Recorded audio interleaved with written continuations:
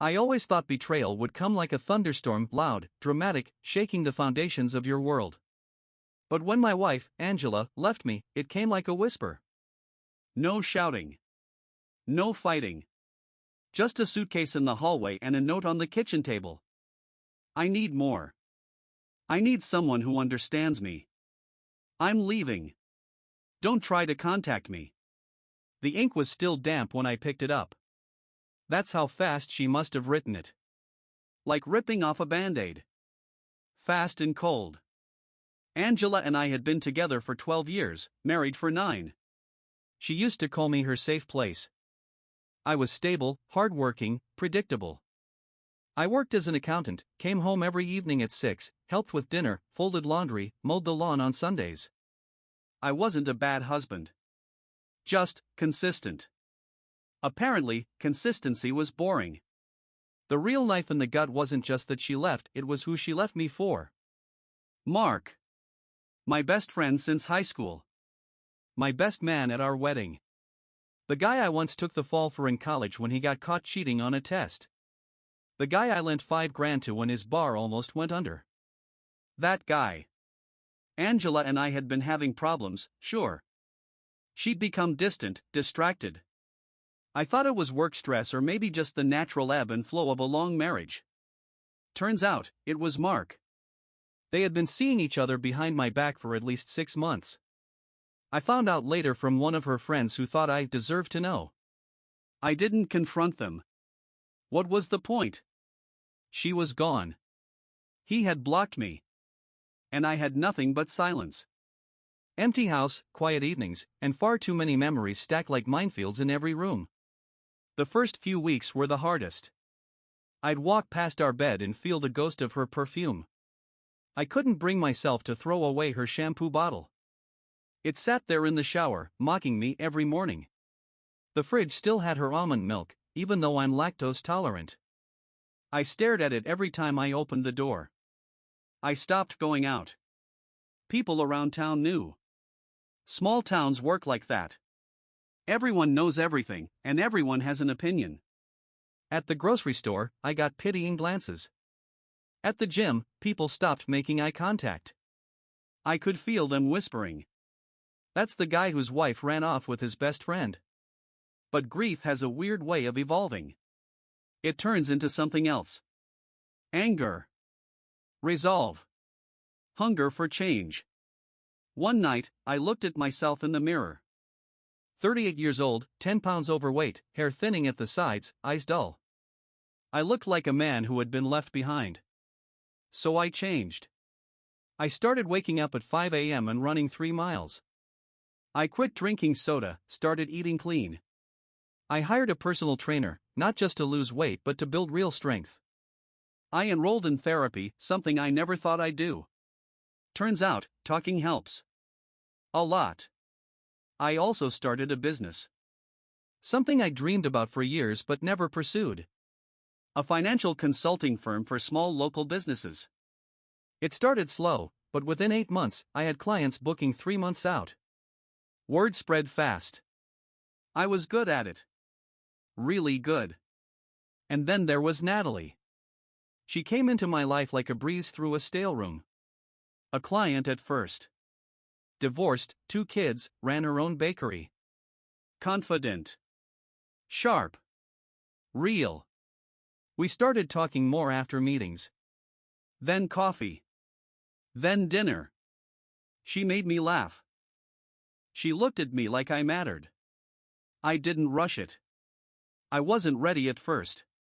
But over time, it felt right. She didn't ask about Angela. Didn't probe. She just saw me, present me, and liked what she saw. That was new. That was rare. By the 1-year mark of Angela's departure, I had rebuilt my life. New business, new relationship, new body, new mindset. The house no longer felt like a tomb. I had painted it, rearranged the furniture, even turned Angela's old reading room into an office. Then, one day, she showed up. It was a Saturday morning. I was washing my car in the driveway when I saw a familiar silver sedan pull up across the street. For a second, I thought I was imagining things. But then the door opened, and Angela stepped out. Same long brown hair, same nervous smile she used to wear when she knew she was in trouble. My heart didn't race. My hands didn't shake. I felt nothing. Just calm curiosity. She walked up slowly, eyes scanning me like she didn't recognize what she was seeing. "Hi, Jack," she said. I didn't respond right away. Just kept rinsing the soap off the hood. "You look different." I shrugged. Life goes on. She stood there, awkwardly shifting weight from foot to foot. "Can we talk?" I pointed to the porch. 10 minutes. I've got things to do." She nodded, and we sat opposite each other like strangers. I could tell she was rehearsing something in her head. Her hands trembled slightly. "I made a mistake," she said finally. "Mark and it didn't work out." I raised an eyebrow. "Really?" "Shocking." She winced at the sarcasm but didn't respond. "He wasn't who I thought he was." "And you?" "I see now what I gave up." "I miss you." I almost laughed. Not because it was funny, but because of the sheer audacity. "You miss me?" I repeated. "Yes." I thought I wanted something exciting, unpredictable. But I was wrong. "You were stable, kind, loyal." "Boring?" I offered. She looked down. "I'm sorry, Jack. Truly. I know I hurt you." I leaned back, arms crossed. "Why now?" She hesitated. "I heard about your business. And someone told me you were seeing someone. I guess." I panicked. And there it was. The truth, raw and pitiful. "I guess I panicked." That's what she said.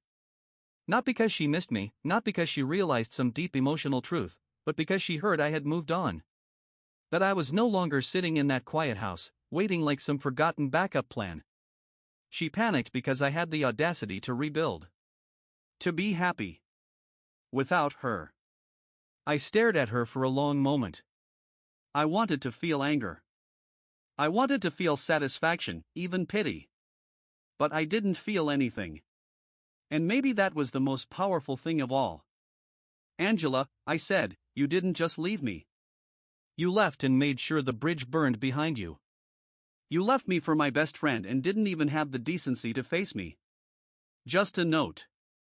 She looked down, her voice cracking. "I know. I was selfish. I thought I was chasing something better.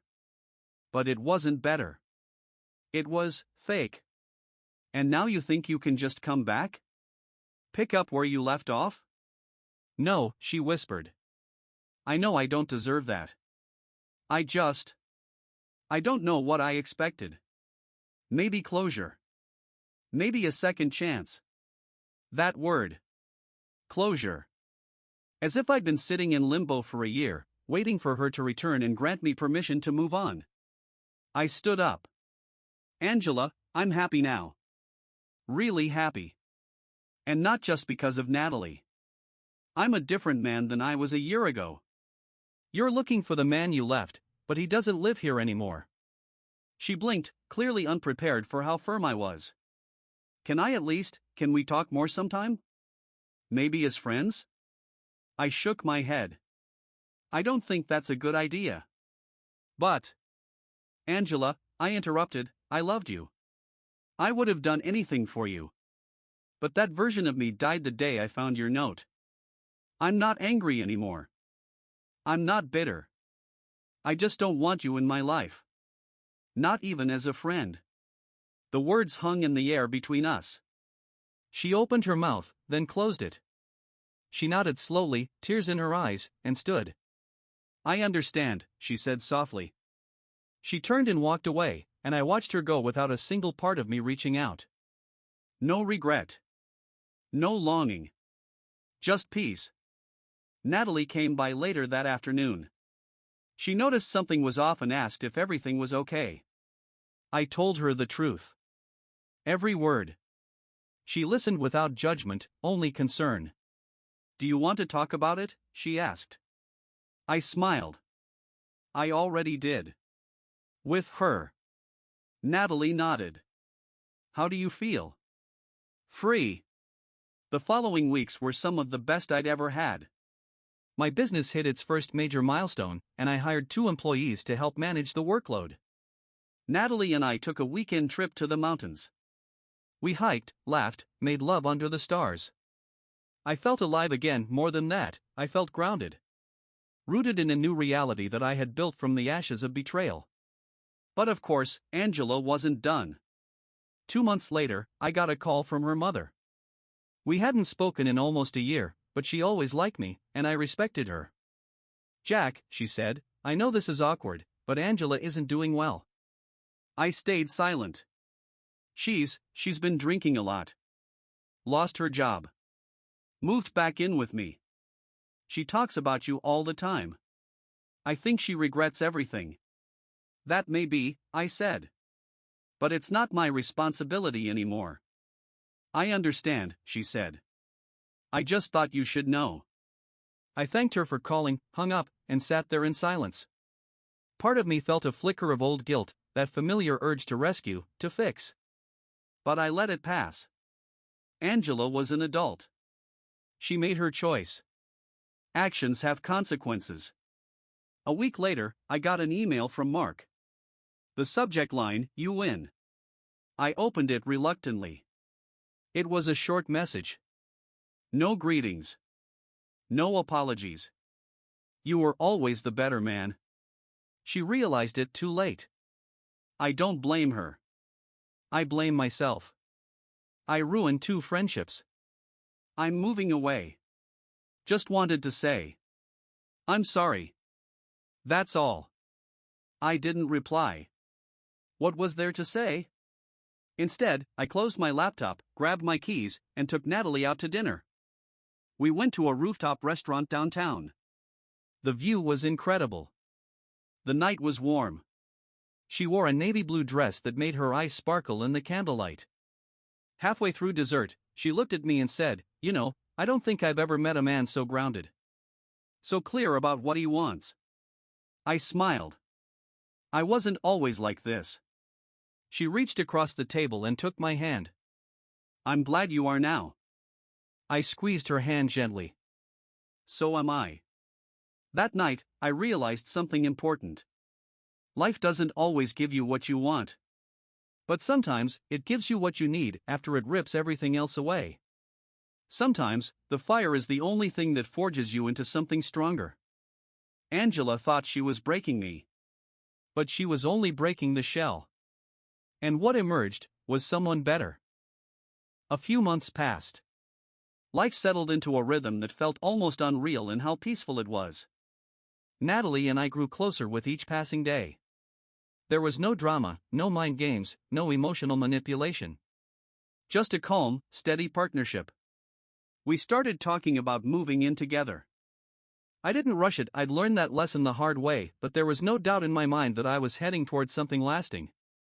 One rainy Sunday afternoon, as we were curled up on the couch watching an old black and white film, my phone buzzed. It was a number I didn't recognize. I ignored it. It rang again. And again. Finally, a message came through. Just 3 words. Please help me. I stared at the screen. It was from Angela. I showed it to Natalie.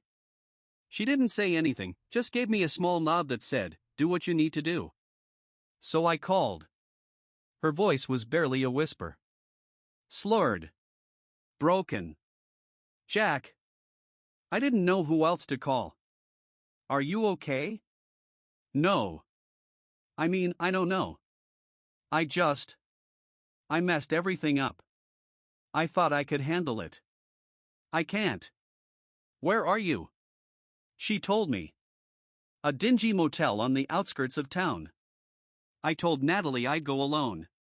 She didn't protest.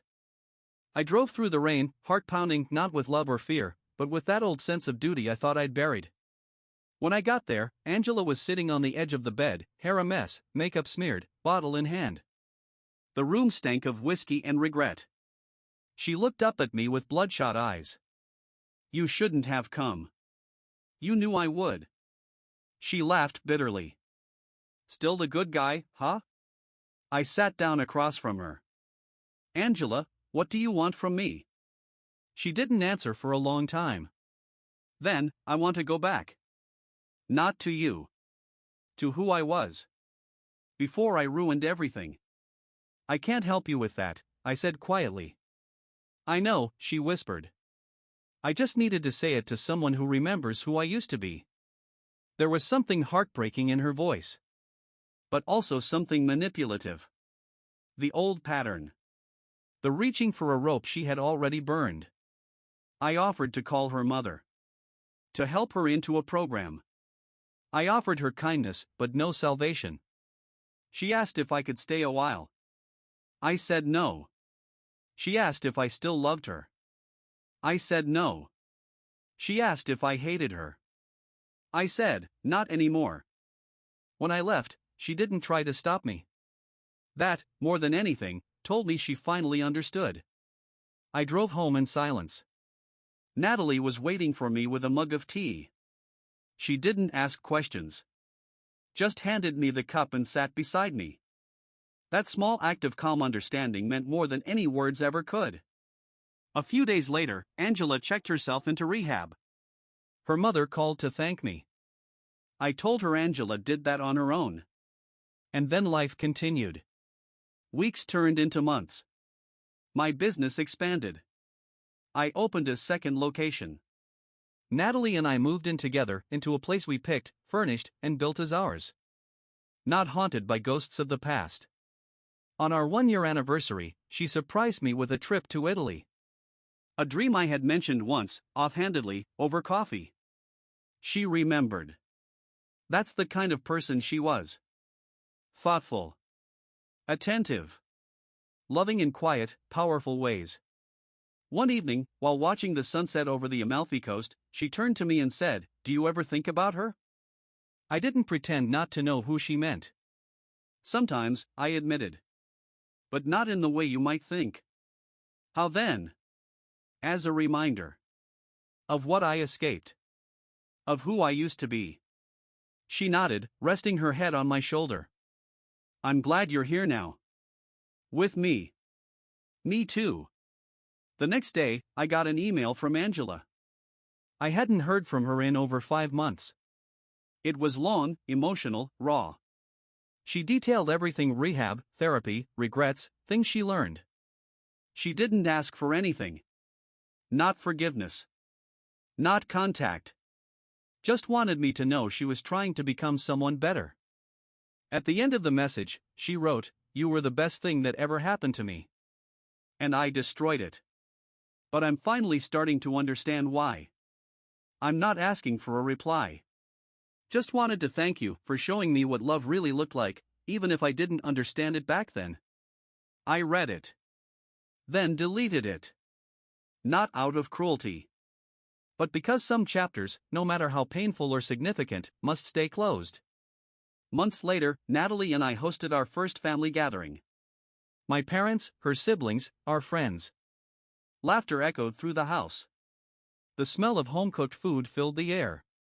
At one point, as I stood in the kitchen watching everyone mingle, I felt a wave of emotion hit me. Not sadness. Not nostalgia. Gratitude. Because I had walked through fire. Been betrayed. Left for dead emotionally. And yet, here I stood. Rebuilt. Stronger. Wiser. Loved. Angela may have broken my heart. But she also set me free. 2 years after the breakup, I found myself standing at the altar, watching Natalie walk down the aisle in a simple, elegant dress, her eyes locked on mine. The air smelled of roses and sea salt. We'd chosen a small coastal chapel, and every step she took felt like it pulled me further from the shadows of my past. There was no dramatic music, no over-the-top decor. Just a quiet, sacred moment between two people who had found peace in each other after weathering their own personal storms. My parents cried. Her brother gave a hilarious, awkward speech. And later that night, under the stars, we danced barefoot in the sand. That night, lying in bed beside my wife, I felt something I hadn't known for a long time: true stillness. No anxiety, no waiting for the other shoe to drop. No emotional calculations. Just warmth. Trust. Love. But life has a sense of irony. Exactly a week after our wedding, I ran into someone I hadn't seen in over 2 years. Angela. It was in a grocery store. Of all places. She looked different. Healthier, I suppose. Her hair was longer, she had a few streaks of gray now. No makeup. Jeans and a plain shirt. She looked older, but also more real. She froze when she saw me. I nodded politely and turned to leave. But she stepped forward. "Jack," she said softly. I stopped. Looked back. "Hi, Angela." She gave a sad smile. "I wasn't expecting to see you." Neither was I. There was a pause. Then, "You look happy." "I am." "I heard you got married." "Congratulations." "Thank you." Another pause. I could feel the weight of things unsaid between us. "I'm in a better place now," she said. "I just wanted you to know." Therapy helped. So did rehab. I even started working with a nonprofit helping women in recovery. "That's good to hear." She nodded, eyes flicking to the wedding ring on my finger. "She must be special." "She is." "I was awful to you," she said suddenly, voice shaking. "I've been living with that. Every day. I've moved on." "I know. I'm not here to stir anything up. I just wanted to say I'm sorry. Truly. You didn't deserve any of it." For a long moment, I said nothing. Then, calmly, "I forgive you, Angela. But we're not those people anymore. Let's leave it there." She nodded, wiping her eye. "Fair enough." And with that, we walked away in opposite directions. That brief encounter stayed with me for a few days. Not out of pain, but reflection. I realized that healing isn't just about closure. It's about becoming someone who no longer needs it. Angela had been a lesson. A hard one. But a necessary one. Later that year, Natalie and I had our first child. A girl. We named her Grace. One sleepless night, as I rocked her in my arms and stared out the window into the quiet dark, I thought back to how far I'd come. From a man gaslit and discarded, to someone trusted with a tiny life in his arms. It was humbling. And beautiful. I thought about all the times I'd asked, "Why did this happen to me?" The answer, I realized, was never going to come in words. It came in moments like this. In the soft breath of a sleeping newborn. In the smile of a wife who looked at me like I was her home. In the absence of chaos. The best revenge, they say, is living well. But I disagree. The best revenge is living well, and not even thinking of it as revenge. Because once you stop thinking about the people who tried to break you, once they no longer occupy space in your mind, once you stop defining your happiness in opposition to their memory, that's when you've truly won. Angela once told me I was the best thing that ever happened to her. She was never the best thing that happened to me. But she might have been the most important. Not because of what she gave, but because of what she took. And what I had to become to reclaim it. In the years that followed, I never looked Angela up again. I didn't check her social media. I didn't ask mutual friends about her. She became a closed chapter in a long book I no longer needed to reread. Life became full of things that mattered: Natalie's laughter in the kitchen as she danced while cooking, Grace's tiny hands reaching for mine, the slow, deliberate joy of building something solid day by day. I changed careers, eventually opening my own small consulting firm. It wasn't flashy, but it gave me time for my family. Time to be present. Time to breathe. I started gardening, of all things. I found peace in small rituals: morning coffee on the porch, bedtime stories, family dinners. I started journaling again, but this time not to track pain or confusion. Just gratitude. One summer evening, as we watched the sun dip behind the hills from our backyard, Natalie leaned against me and whispered, "You're not like anyone I've ever met." I smiled. That's probably because of everything I've been through. She kissed my cheek. I'm glad you went through it. Because it led you here. And she was right. All the betrayal, the heartbreak, the loss, they'd stripped me down, sure. But in doing so, they'd also forced me to build myself back up, piece by piece, stronger and more intentional than before. Angela broke me. But Natalie helped me rebuild, not by fixing me, but by loving the version I became after I fixed myself. One night, years later, I found myself at a bookstore, waiting for Natalie and Grace to finish browsing the kids section. I wandered into the self-help aisle out of curiosity and saw a familiar name on a paperback spine. Angela Myers. It was a memoir. Shadowlight, a journey through addiction, recovery, and redemption. I picked it up and flipped to the acknowledgments. There, buried between long dedications to her therapist, her brother, and her support group, I saw one short line. To the man I hurt the most, thank you for walking away. That's when I started walking back to myself. I didn't buy the book. I put it back on the shelf. As I walked toward my wife and daughter, hand in hand, I smiled, not out of pride or vindication, but because I truly, finally, felt free. That was the ending I never thought I'd get. Not just surviving the storm, but learning to love the sunlight again. And I did. Fully. Quietly. Completely.